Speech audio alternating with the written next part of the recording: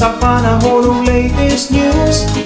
Diyan sa linya nga itong Pag-asa Mactan, pinagi ni Ma'am Ana Dumdum. Ma'am Ana, good morning. Yes, good morning sir. Good morning sa Tatanting Paminaw and makatang weather update.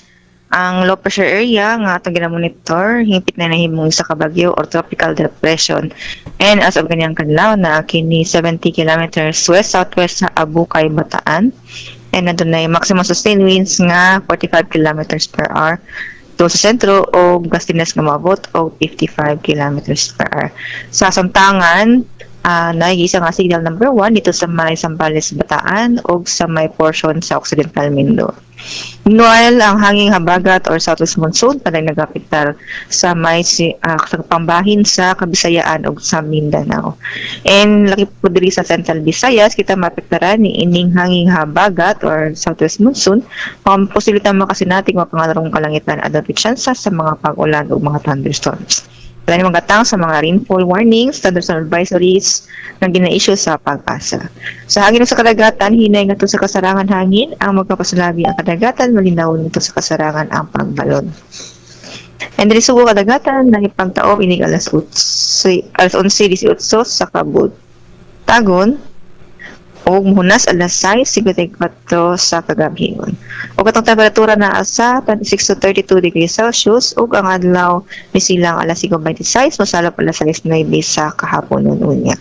Mao kanang latest weather update kini si Ana Dumdum, maayong buntag, daghang salamat. Salamat kay Ma'am Ana, nga may buntag des Pag-asa Mactan. Spencer. Okay, good morning.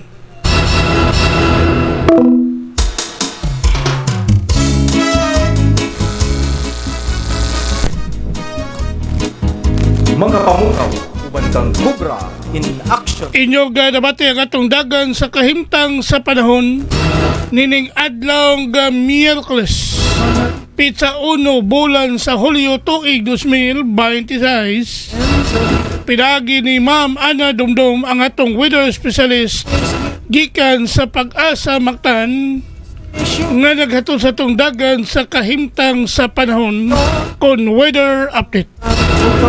Salamat kayo sa Pag-asa Mactan ug mayong buntag kanatong tanan. Gusto mo simba sa kabisi di makatunga, adunay lain na misa, mutambong ko magamputa. Kung balitan ni katong dakbayan, mahipalugayod ang katawhan. Balita sa trapiko, inyong masayran sa Lapu-Lapu City TV News #1.